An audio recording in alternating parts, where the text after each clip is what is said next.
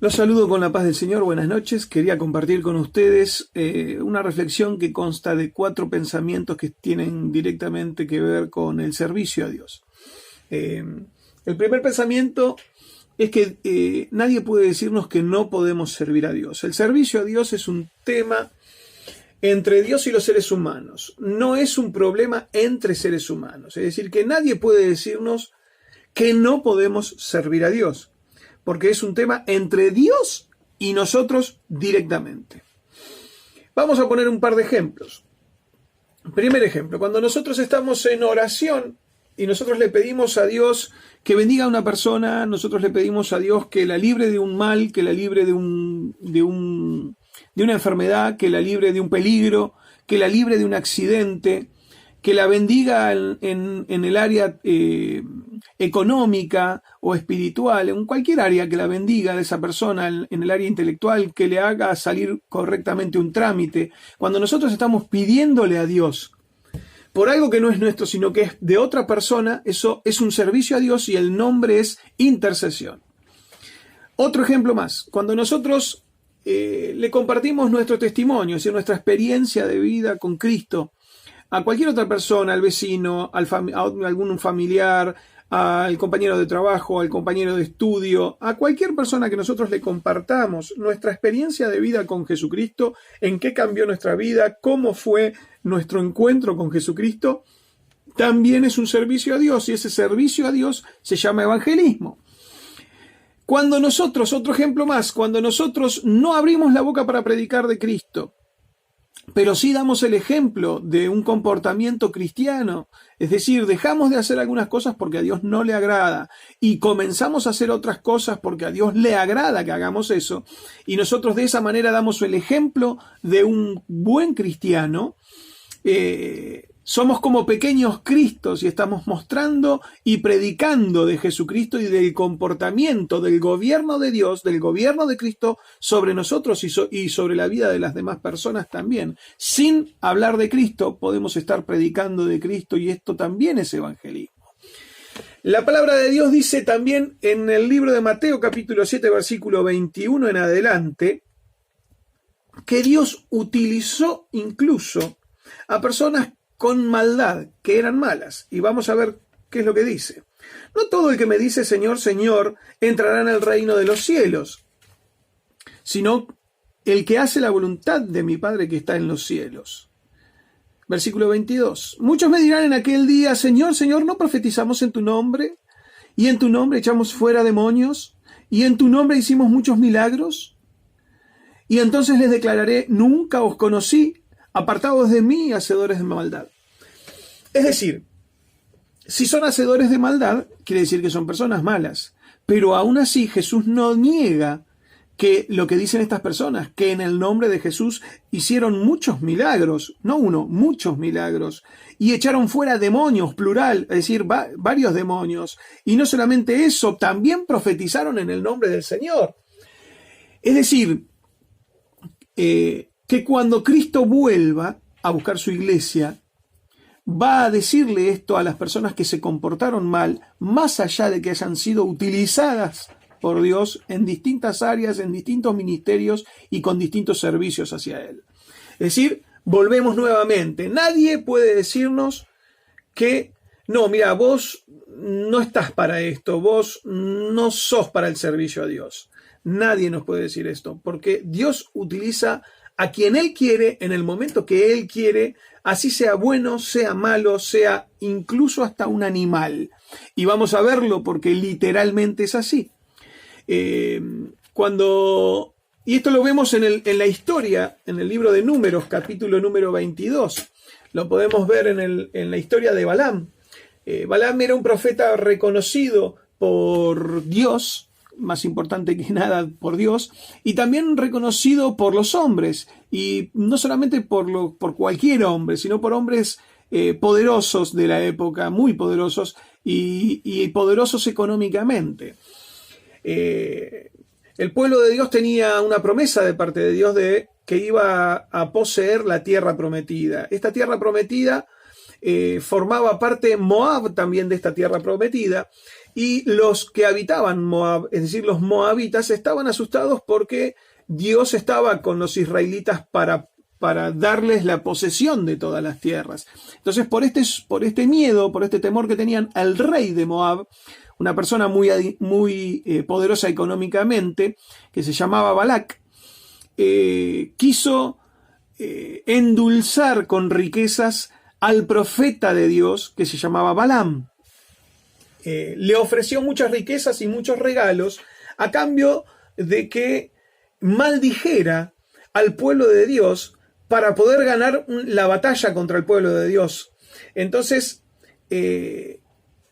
Balaam consultó a Jehová a ver si iba a ir con Balac, el rey de Moab, y Jehová le dijo que no. Pero Balaam lamentablemente porfió con Jehová, le volvió a insistir, y Jehová le dijo que bueno, que vaya con Balac, con el rey de Moab, pero que Balaam iba a decir lo que Jehová quisiera que dijera Balaam, no cualquier cosa. Entonces, cuando estaba en camino, Balaam se encontró con un ángel, y esto es lo que vamos a leer, esta porción. Números capítulo 22, versículo 23 al 35. Y el asna vio al ángel, es decir, Balaam estaba arriba de un asna, en camino para poder hacer esto que no era correcto, ¿no? Y el asna vio al ángel de Jehová, que estaba en el camino con su espada desnuda en su mano, y se apartó el asna del camino e iba por el campo. Entonces azotó Balaam al asna para hacerla volver al camino. Pero el ángel de Jehová se puso en una senda de viñas que tenía pared a un lado y al otro. Y viendo el asna al ángel de Jehová, se pegó a la pared y apretó contra la pared el pie de Balaam. Y él volvió a azotarla. Y el ángel de Jehová pasó más allá y se puso en una angostura donde no había camino ni para apartarse ni a derecha ni a izquierda. Y viendo el asna al ángel de Jehová, se echó debajo de Balaam. Y Balaam se enojó y azotó al asna con un palo.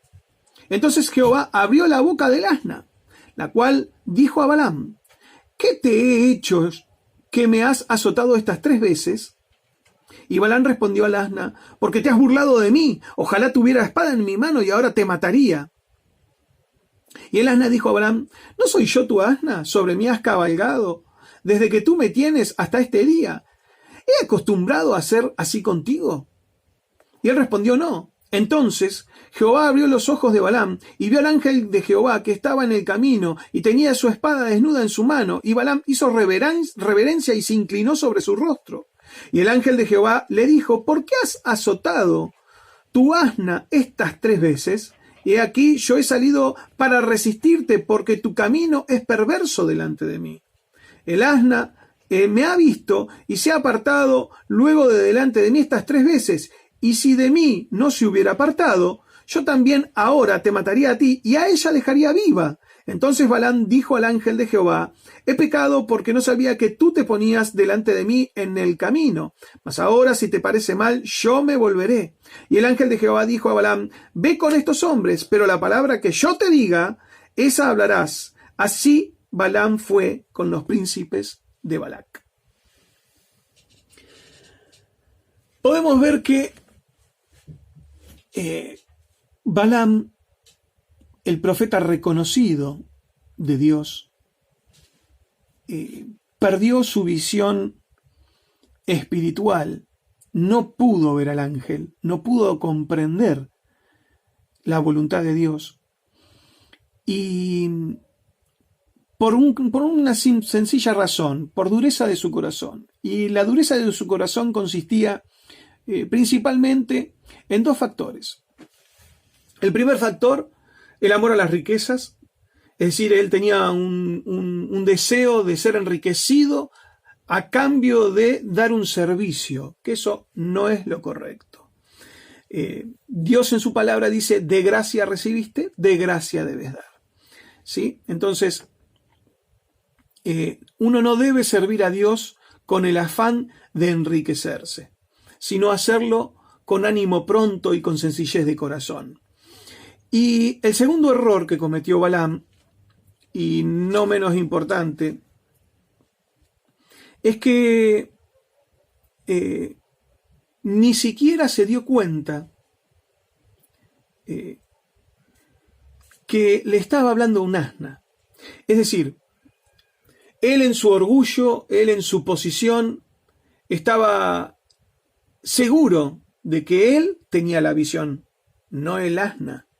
Él en su posición estaba seguro de que su capital de preparación teológica, sus conocimientos, su experiencia, su reconocimiento por los demás hombres, su título de profeta, le brindaba a él sí o sí una mayor visión y una mayor jerarquía que a un asna, por supuesto. Estaba tan convencido que ni siquiera se detuvo a pensar que un asna le estaba hablando y que era imposible. No se dio cuenta, estaba tan cegado en su orgullo y en su deseo, en las dos cosas, en su orgullo y en su orgullo de pensarse que es más que el asna, ¿no? Y en su deseo de enriquecerse, estaba tan cegado que no pudo darse cuenta que un asna, que es imposible que hable, le estaba hablando. Y le estaba hablando con lógica. No solamente que le estaba hablando, sino que le estaba hablando con lógica. Y no solamente le estaba hablando y le estaba hablando con lógica, sino que incluso estaba viendo más allá que él espiritualmente. Que nosotros no cometamos este error de menospreciar a ningún siervo de Dios, por más que sea un animal, ¿no? Y creernos mayor que él, porque Dios puede darle mayor visión incluso a un burro que a nosotros, si es la voluntad de él. Que nuestro corazón esté sencillo, que nuestro corazón esté dispuesto a aprender cada día más y a aceptar la voluntad de Dios con sencillez de corazón, como dice la palabra. Es decir, volvemos al mismo pensamiento del principio que decíamos, que nadie puede decirnos que no podemos servir a Dios. Si incluso un asna pudo servir a Dios, incluso pudo lamentablemente dejar en ridículo a un profeta de Dios, Dios puede utilizar a cualquier persona. No es necesariamente que Dios nos vaya a usar en una iglesia, adentro de una iglesia. Dios nos puede usar en cualquier lugar, en el lugar habitual nuestro de trabajo, en el lugar de estudio, en nuestra casa, en nuestro barrio, en nuestra ciudad, en cualquier lado, incluso también en la iglesia, pero no es necesario, absolutamente necesario que sea solamente en la iglesia. Dios nos puede usar de infinitas maneras, porque dice la palabra de Dios también que Dios tiene una multiforme gracia. Y esa gracia, que es un regalo no merecido que recibimos de parte de Dios para poder servirlo, es de muchas formas. Vamos al segundo pensamiento. Y el segundo pensamiento es, si bien Dios nos elige, nos escoge desde el vientre de nuestra madre, porque esto es bíblico, no salimos preparados siempre desde el vientre de nuestra madre para servir a Dios.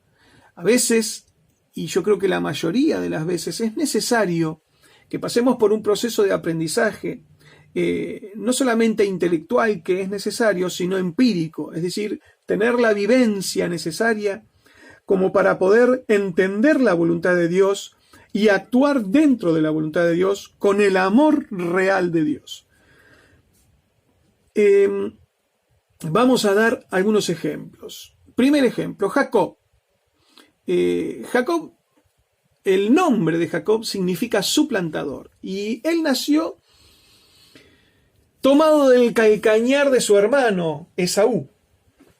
Dice la palabra de Dios que son mellizos, cuando estaban en la panza, Jacob y Esaú, dice que parecía como que se peleaban adentro de la panza. Entonces consultaron a Jehová a ver qué era lo que estaba pasando, y Jehová les dijo que había dos grandes naciones que se iban a formar de estas dos personas, y que el mayor iba a servir al menor. Es decir, hubo una profecía en la que Dios dijo que el que naciera primero iba a ser segundo del que naciera segundo.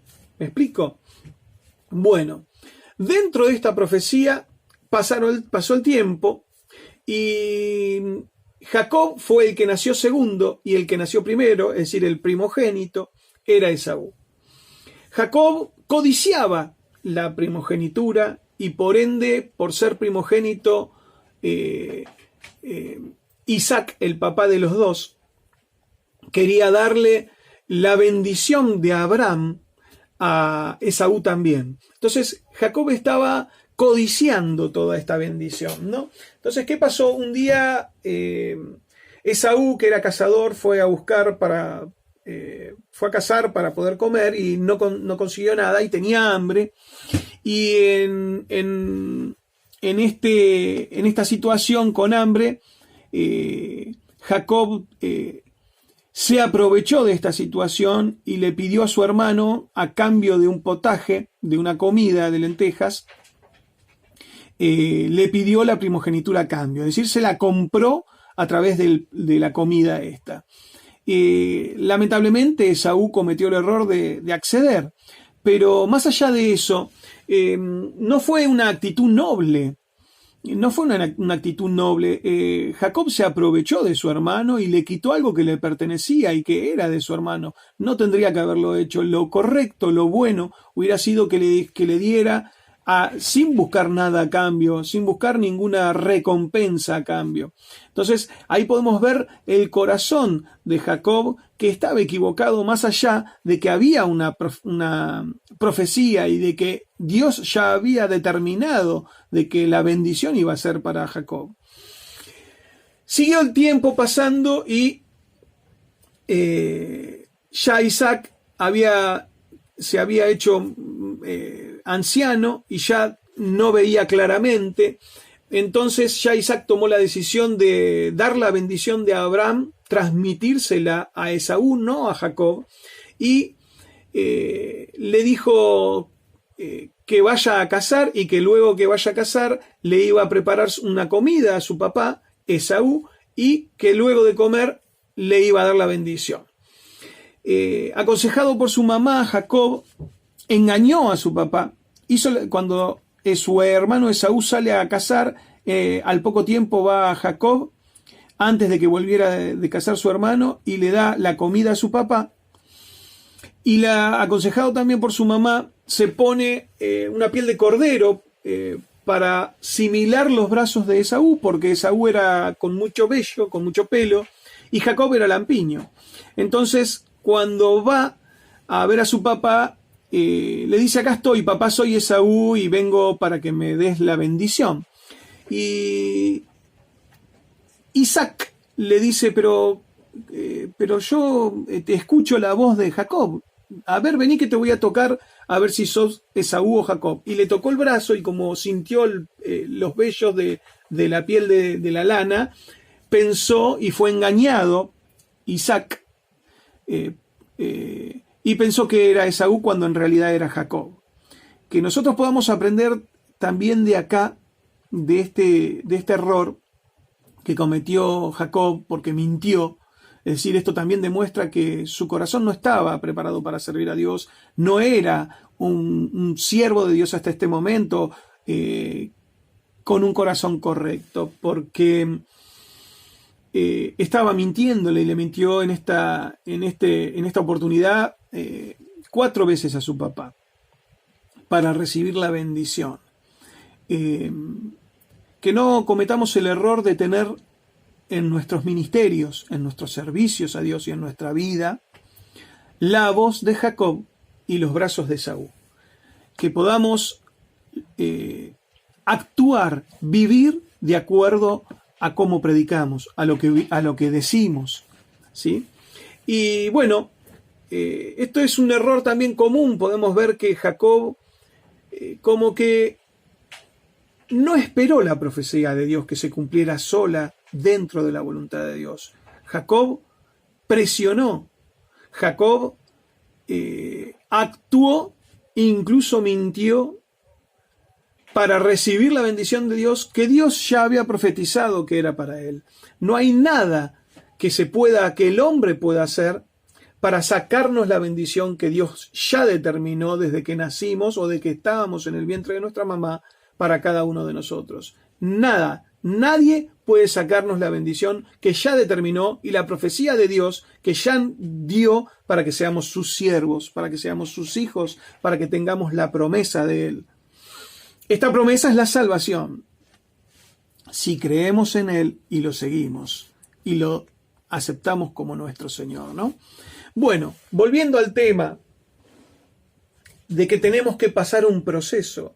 Jacob tuvo que huir. ¿Por qué? Porque su hermano se enojó muchísimo cuando volvió y se enteró de todo esto, de toda esta trama, de toda esta mentira, del robo que hizo Jacob de la bendición abrámica a su papá. Y lloró, y por más que lloró y que pataleó, no, la bendición ya estaba dada para Jacob. Entonces se enojó muchísimo y lo quería matar. Y de esto se enteró su mamá. Entonces le avisó a Jacob para que Jacob huyera. Y cuando Jacob huye, se va a la casa de su tío, el hermano de su mamá, que se llamaba Labán.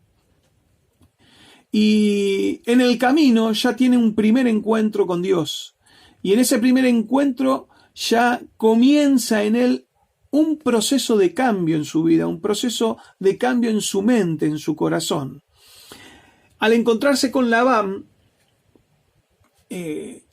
lamentablemente sufre un engaño similar al que él hizo, porque se enamora de Raquel, la hija de Labán, Jacob, y le pide a Labán la mano de Raquel, y Labán se ponen de acuerdo en que Jacob iba a trabajar para Labán 7 años para obtener a su hija.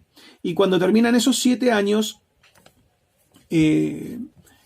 Jacob va a reclamar para tener la mano de Raquel, y Labán le dice: no, ¿cómo voy a dar primero en casamiento a la hija menor y a la hija mayor no la di en casamiento todavía? Así que no, primero voy a desposar a la hija mayor, es decir, Lea se llamaba, y después voy a dar a la hija menor. Entonces, ¿qué pasó? Fue engañado. Le dieron a Lea y tuvo que servir otros 7 años más Jacob a Labán, su suegro, desde este momento, para obtener a su otra hija, Raquel.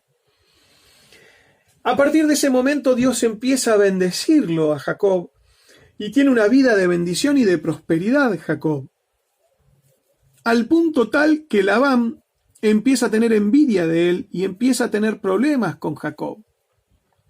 Entonces Jacob sale huyendo también de ahí, de la presencia de Labán, con todas sus cosas y con su esposa y con sus hijos, y vuelve para la casa de su padre a un reencuentro con su hermano Esaú, a quien había engañado, a quien había sacado la primogenitura. Entonces, en el camino de regreso, Jacob tiene un nuevo encuentro con Dios, con un ángel de Jehová, y en ese encuentro le pide la bendición y tiene una lucha por la bendición. Lucha Jacob por la bendición, no le fue sencillo, estuvo toda una noche luchando con un ángel para recibir una bendición, y el ángel en un momento dice: ya raya el alba, déjame en paz, déjame acá, ya está, se terminó.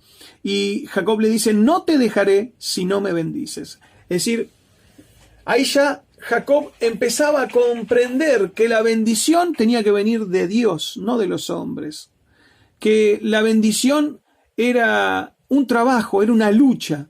Y muchas veces nos pasa así. Nosotros debemos luchar, buscar con esfuerzo la bendición de Dios. Entonces dice la palabra que el ángel de Jehová dislocó el muslo de la cadera de Abraham, y a partir de ese momento Abraham cojeó. Pero cuando hace esto le da un nombre nuevo y cambia su nombre. Y le dijo: tu nombre ahora será Israel, que esto es príncipe de Dios, y que significa, ya no es más suplantador, Jacob el suplantador, sino Israel el príncipe de Dios, porque has luchado con Dios y con los hombres y has vencido, le dice esto el ángel. Entonces, ya a partir de ese momento, pero con su muslo dislocado, caminando de otra manera, Jacob tiene un proceso de cambio completo. Y a veces es necesario que Dios disloque nuestra vida, cambie nuestra vida, saque o ponga algo, Dios, en este proceso de cambio en nuestras vidas para que nosotros podamos caminar como Dios quiere que caminemos. Y con el corazón que Dios quiere que caminemos.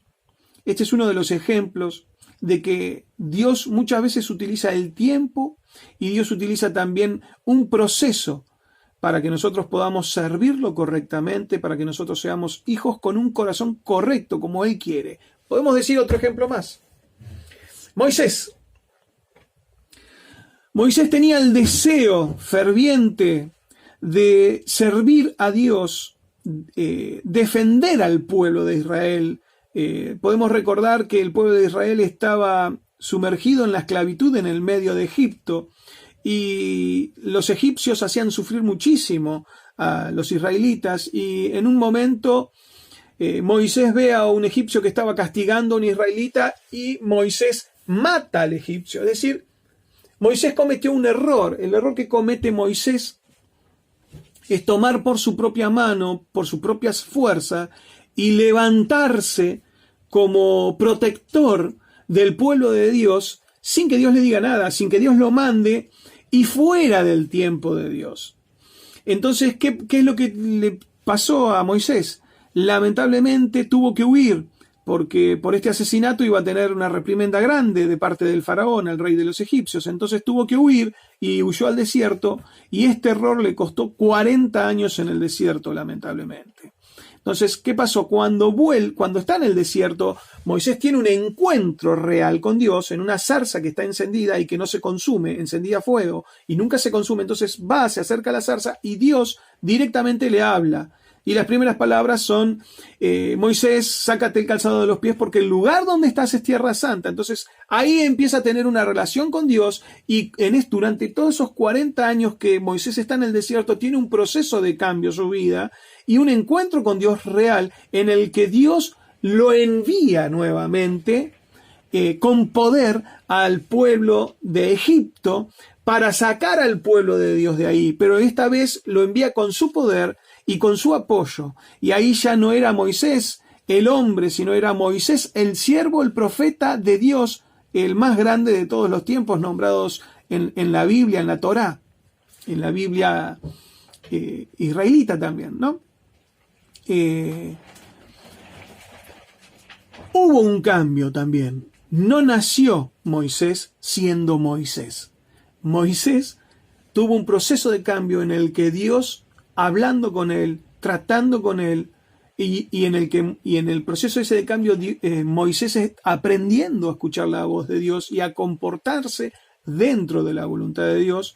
Ahí tuvo el apoyo, el poder sobrenatural de Dios y Dios manda las 10 plagas, como conocemos de Egipto, y saca al pueblo de la esclavitud.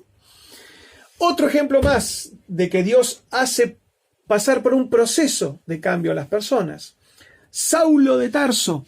Cuando nosotros estudiamos o vemos la vida de Saulo de Tarso, vemos que Saulo de Tarso estuvo a favor y en los momentos incluso hasta en los que mataron a cristianos, los primeros cristianos los mataron y Saulo de Tarso estaba entre las personas y que cuidaban el bagaje y a favor de todo esto, persiguiendo a los cristianos, persiguiendo a la iglesia.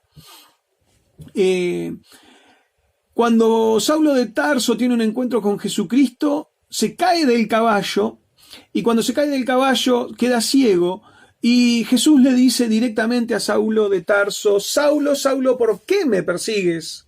Dura cosa te es dar coces contra el aguijón, es decir, le estás pegando patadas a un clavo, ¿por qué estás haciendo esto?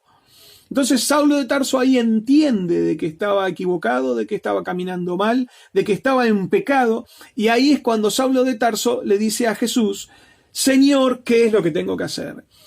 ¿Qué es lo que tú quieres que haga?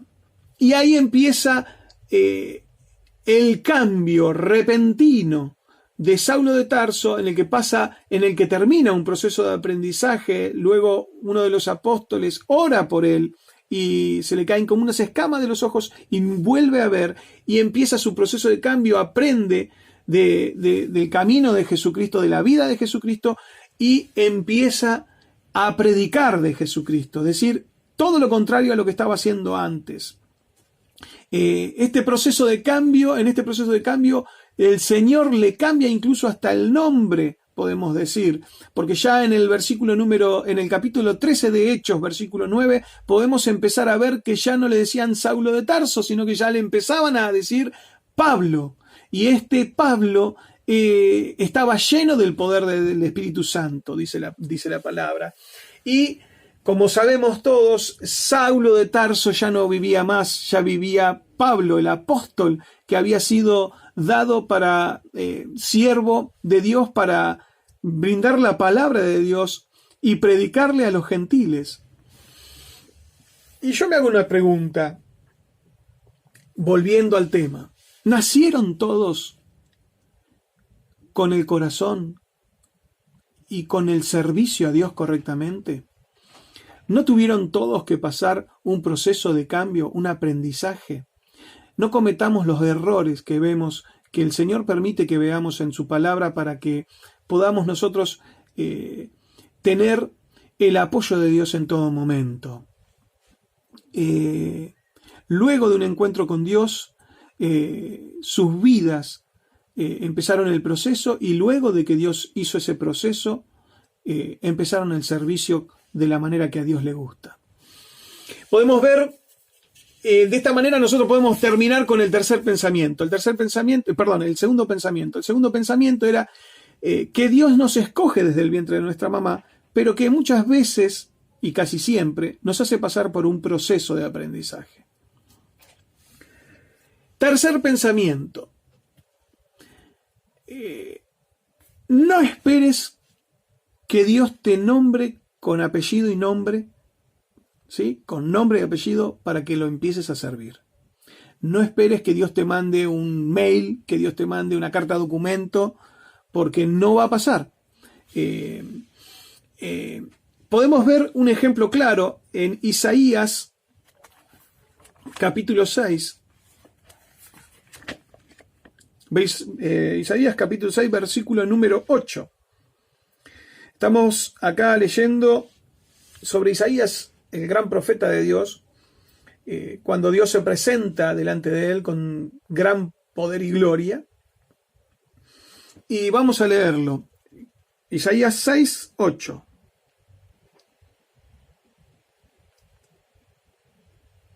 Después oí la voz del Señor que decía: ¿a quién enviaré y quién irá por nosotros?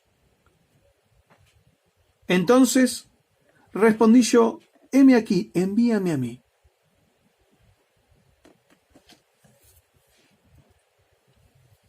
Nosotros podemos ver acá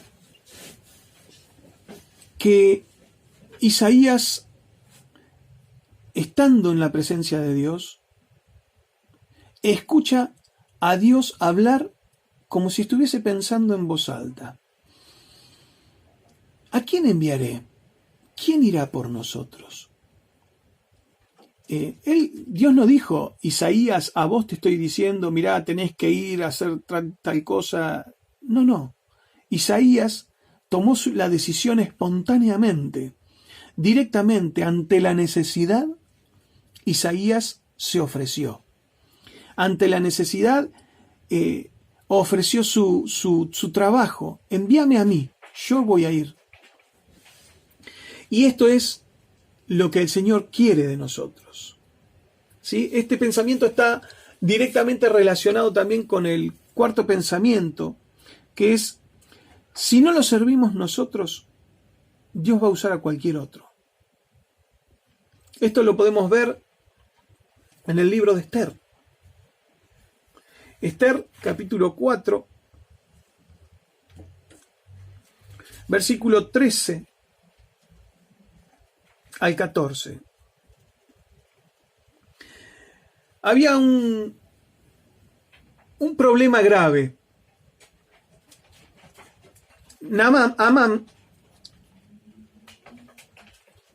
Amán era un siervo del rey, y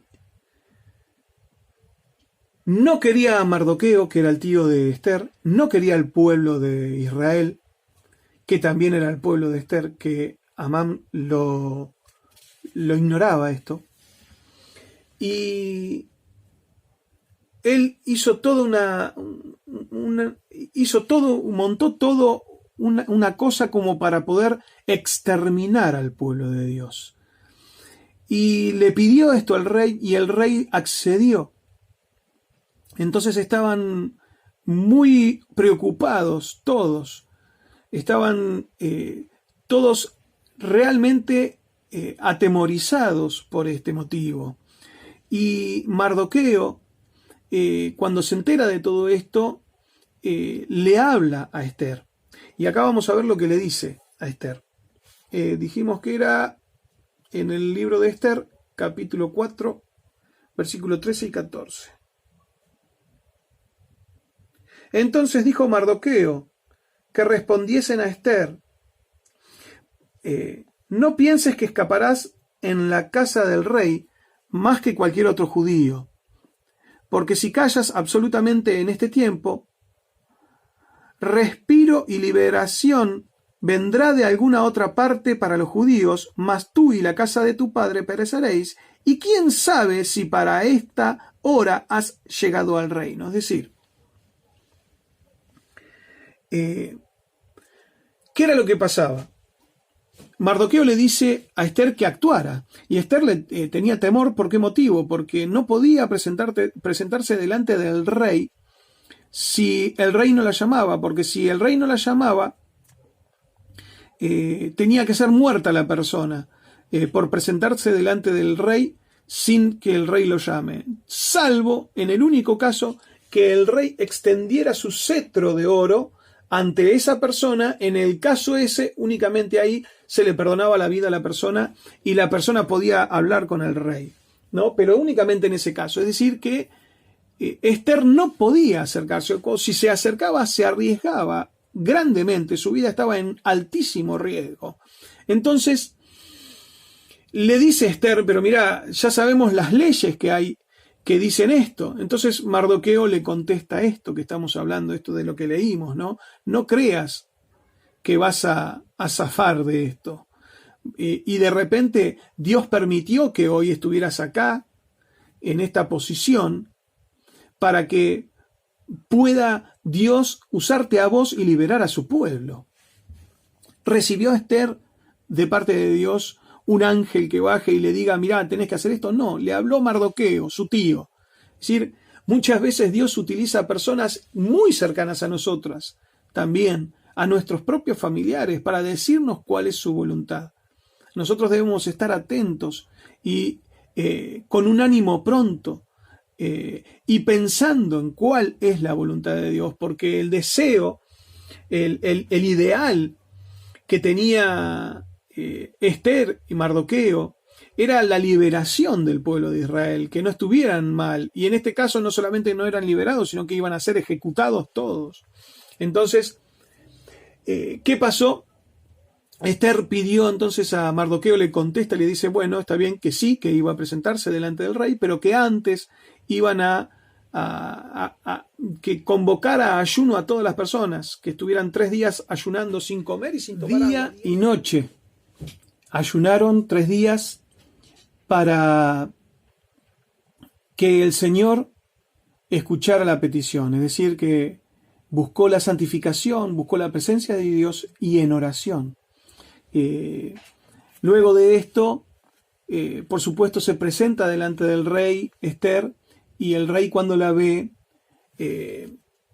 extiende el cetro de oro, y de esa manera conocemos la historia que dice que Esther pudo presentarse y hablar con el rey, en el que se hace un banquete y después Dios actúa para salvar al pueblo de Israel. Es decir, lo importante es que del pensamiento que teníamos, que es que Dios primero no nos nombra con nombre y apellido para llamarnos, y no solamente eso, sino que si no nos usa a nosotros, puede usar a cualquier otro. Como lo dijo Mardoqueo a Esther. Dios utilizó de esta manera a Esther y salvó a su pueblo, Dios, usando como un instrumento a Esther. Esto también podemos verlo, este pensamiento, en Lucas 19, capítulo 19, versículo 35 al 40. Cuando Jesús está entrando en su entrada triunfal a Jerusalén, podemos ver que Jesús estaba lleno de muchos seguidores, sus discípulos, los apóstoles, y también muchas personas que lo seguían, que estaban muy felices, contentos, porque habían visto los grandes milagros de Dios. Y vamos a leerlo. Y lo trajeron a Jesús, habiendo echado sus mantos sobre el pollino, subieron a Jesús encima, y a su paso tendían sus mantos por el camino, y cuando llegaban ya cerca de la bajada del Monte de los Olivos, toda la multitud de los discípulos gozándose comenzó a hablar a Dios a grandes voces por todas las maravillas que habían visto, diciendo: bendito el Rey que viene en el nombre del Señor, paz en el cielo y gloria en las alturas. Entonces algunos de los fariseos de entre la multitud le dijeron a Jesús: Maestro, reprende a tus discípulos. Él, es decir, Jesús, respondiendo les dijo: os digo que si estos callaran, las piedras clamarían. Y acá estamos. Dios puede usar incluso a las piedras. Si ellos callan, las piedras van a clamar. Es decir, no esperemos que Dios utilice a otros, o que Dios utilice a un animal, o que Dios utilice a una piedra. O si nos consideramos como un animal, como un burro, si nos consideramos una piedra, tosco, si nos consideramos que no tenemos capacidad, no nos olvidemos que Dios usó literalmente a un burro, a un asna, que Dios utilizó a este animal, incluso por encima, y le dio clases el animal al profeta de Dios. Y que si nosotros callamos y nosotros dejamos de servir a Dios, las piedras van a clamar. Y de hecho, literalmente también Dios utilizó a las piedras para su servicio. Cuando estaba el pueblo de Israel en el desierto, podemos ver que Dios le dio agua a su pueblo a través de una piedra, a través de una roca. No nos olvidemos de esto, el poder de Dios es infinito. Y por más carencias, por más dudas que nosotros podamos tener respecto de nuestras capacidades, Dios puede hacernos grandes siervos de Él. No tenemos que dudar de esto. David era como un mosquito, era como una langosta delante de Goliat. No tenía altura, no podía llevar puesta la protección del rey Saúl, no podía sostener la espada. No era nada, pero con Dios era más que el gigante. Nosotros con Dios somos más que gigantes y podemos derribar esos gigantes. Así que, volviendo al tercer pensamiento, que es con lo que quiero cerrar nuevamente, podamos de nuestro corazón sinceramente decirle: Señor, heme aquí. Y podamos entender lo que significa esto, de brindarnos de verdad, con amor, al servicio de nuestro Dios. Porque el brindarse al servicio de nuestro Dios es ver dónde está la necesidad y no callar. Ver dónde está la necesidad y no estar quietos, sino actuar, aunque incluso tengamos que correr riesgos, aunque incluso tengamos que dejar de lado nuestras cosas, nuestras vidas, nuestras pertenencias, nuestra economía, nuestra salud. Dios va a ser el que nos apoye. Si nosotros tenemos fe y creemos en que Él está con nosotros, debemos actuar. La palabra de Dios dice también: no dejes para mañana el bien que puedas hacer hoy.